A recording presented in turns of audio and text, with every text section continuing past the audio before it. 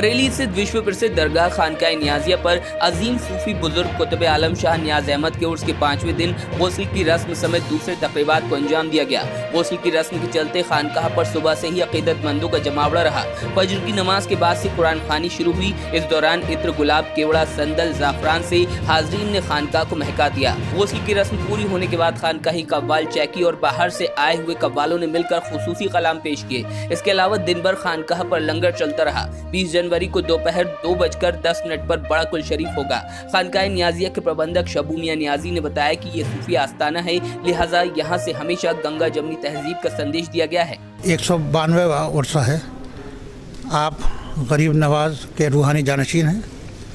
पूरी दुनिया में ये उर्स मनाया जाता है।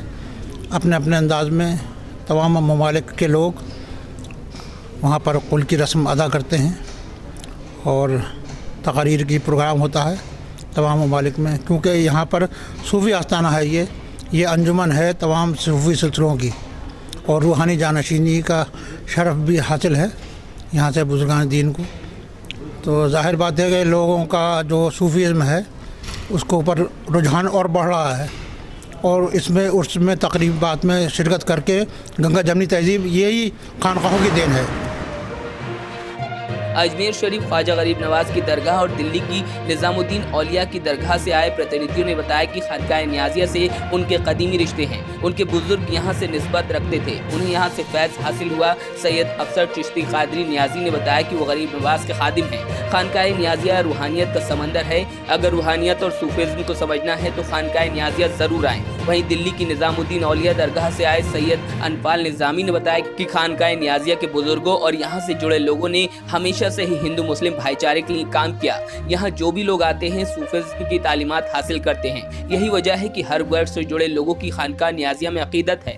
मैं अजमेर शरीफ से ताल्लुक़ रखता हूँ, हुजूर गरीब नवाज की बारगाह से। सैयद अफसर चिश्ती कादरी नियाजी, हम लोग हुजूर गरीब नवाज के खादिम हैं, ग़ुलाम हैं गरीब नवाज के। खानकाह नियाजिया से हमारे कदीमी ताल्लुक़ात हैं। हमारे आबा व अजदाद यहाँ से निस्बत रखते थे, यहाँ से मुरीद थे और यहाँ के खलीफा थे। सैयद अनफाल निज़ामी दरगाह हज़रत निज़ामुद्दीन औलिया महबूब इलाही से दिल्ली से आए हैं। खानकाह नियाजिया में जितने भी तो लोग हैं सब महबूब इलाही की एक तालीमात पे ज़ोर दिया है। जो भी सूफीज़्म ने जो भी काम किया है वो सारे हिंदू मुसलमान सिख ईसाई भाईचारे के लिए काम किया है।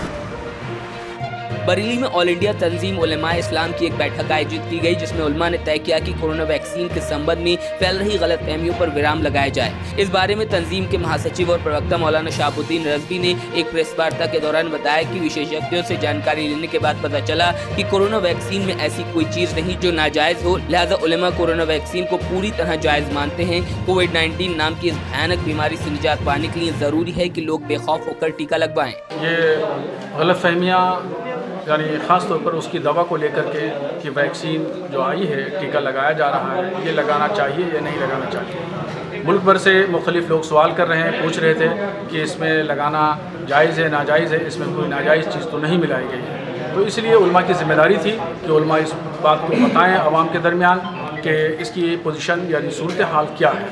तो हमने तमाम मेडिकल के तहकीकाती इदारे, मुस्लिम गैर मुस्लिम सभी डॉक्टर्स, मेडिकल ऑफिसर्स से हमने पूछा कि इस सिलसिले में बताइए कि किन किन चीज़ों से ये वैक्सीन बनी है। तो लोगों ने बताया कि इसमें कोई भी ऐसी दवा नहीं मिलाई गई है या कोई ऐसी अशिया का इस्तेमाल इसमें नहीं है जो नाजायज़ हो। बरेली में शाइनर स्पोर्ट वेलफेयर सोसाइटी से जुड़े देसी पहलवानों और बॉडी बिल्डिंग करने वाले युवाओं ने पूर्व केंद्रीय मंत्री अताउर रहमान से मुलाकात कर अपना दर्द बयां किया।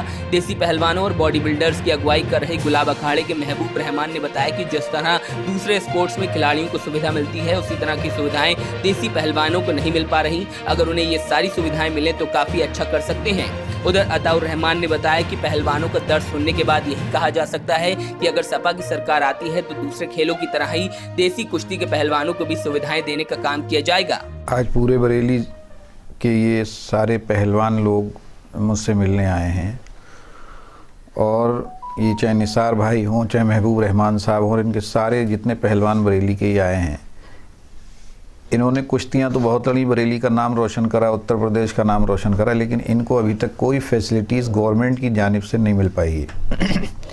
इन्हें बहुत उम्मीद है आदरणीय अखिलेश यादव जी से और इन लोगों ने हमसे कहा है कि आप हमारी बात अखिलेश जी तक पहुंचा दें कि अब की सरकार बने। ये सब लोग दुआ भी करेंगे, मेहनत भी करेंगे, और सरकार अब की बने तो जिस तरह से और खेलों में खिलाड़ियों को प्रोत्साहन मिलता है, प्रोत्साहन राशि मिलती है और इनके कैंप लगते हैं, उसमें खुराक मिलती है और ये किट वगैरह भी मिलती हैं, तो उस तरह से ये लोग भी चाहते हैं कि हमें भी मिले। कोविड-19 वैक्सीन को लेकर पूर्व मंत्री अताउर रहमान ने बड़ा बयान दिया। उन्होंने कहा कि जो लोग वैक्सीन लेकर आए हैं उन्हें सबसे पहले सरकार के मंत्रियों और नेताओं को लगाना चाहिए ताकि देश की जनता को वैक्सीन पर भरोसा हो सके।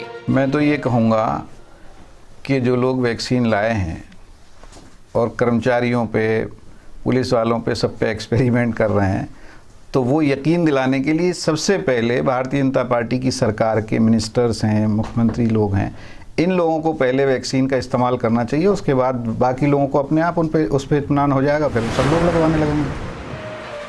बरेली में बीते दिन स्मार्ट सिटी के तहत चल रही सीवर खुदाई के दौरान मिट्टी धंसने से एक मजदूर दबकर घायल हो गया था, लेकिन शहर में जगह जगह चल रहे निर्माण कार्यों में इन घटनाओं से सबक नहीं लिया जा रहा।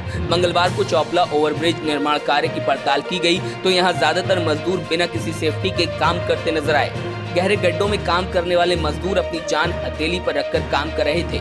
वहां मौजूद सुपरवाइजर से इस बाबत पूछा गया तो बहानेबाजी शुरू कर दी। उनका कहना था कि जहां सेफ्टी की जरूरत है बरती जा रही है, लेकिन सवाल उठता है कि क्या जिम्मेदारान किसी बड़े हादसे का इंतजार कर रहे हैं? जहाँ जिस आदमी की जरूरत है सेफ्टी की, वो सेफ्टी लिए हुए है, बाकी आप हमारे अधिकारियों से संपर्क कर सकते हैं। अरे जाने की क्या काम, थोड़ा सा तो ये, कोई ज़्यादा थोड़ी है। सेफ्टी नहीं है, हेलमेट नहीं है, विजिबिलिटी जैकेट नहीं है आपके पास? अरे हेलमेट रखे हुए है ना, लगाए ना। मंगलवार दोपहर बरेली की यातायात पुलिस ने अपने ट्विटर हैंडल से लिखा कि कुतुबखाना चौराहे पर वाहनों का दबाव ज्यादा है, लिहाजा यातायात की गति धीमी है। लेकिन सोचने वाली बात यह है कि शहर के नागरिकों को ट्रैफिक का अपडेट देने वाली यातायात पुलिस ने लोगों को किसी वैकल्पिक मार्ग के बारे में नहीं बताया। आपको बता दें कि शहर के प्रमुख चौराहों की स्थिति बेहद खराब है। चौपला पर 75 दिनों के ब्लॉक और कई सड़कों पर हो रही खुदाई ने शहर के यातायात की चाल बिगाड़ दी है। मंगलवार को सिटी की तरफ से चौपला को आने वाले राहगीरों ने बताया कि ट्रैफिक व्यवस्था ध्वस्त हो चुकी है। सिटी से आए तो रास्ता खुला था, लेकिन चौपला पहुंचे तो रास्ता पूरी तरह बंद मिला। यहाँ से शहर के प्रमुख मार्गों पर कैसे निकलें समझ नहीं आ रहा। ये वैकल्पिक व्यवस्था भी प्रशासन को करना चाहिए। ऐसे या तो वहीं से बंद कर दें ताकि अंदर नहीं आ पाए आदमी, वहाँ से तो बंद किया नहीं है, यहाँ आ गया तो परेशान हो रहा है यहाँ के। अब मुझे किसी काम से जाना था, वापस होना पड़ रहा है, और जिस साइड से जाना हो उस साइड पे बंद ही मिल रहा है हर तरफ। कोतवाली बहड़ी पुलिस को बड़ी कामयाबी हाथ लगी है। पुलिस ने मोहम्मद शाबिर नाम के एक आरोपी को शाहपुर के नजदीक 20 ग्राम स्मैक के साथ गिरफ्तार किया। पुलिस ने देर रात 11:30 बजे शेरगढ़ बस अड्डे पर बाईपास से शेरगढ़ की तरफ जाने वाली रोड पर आरोपी को रोका तो उसके पास से स्मैक बरामद हुई। फिलहाल संबंधित धाराओं में मामला दर्ज कर आरोपी को जेल भेज दिया गया है।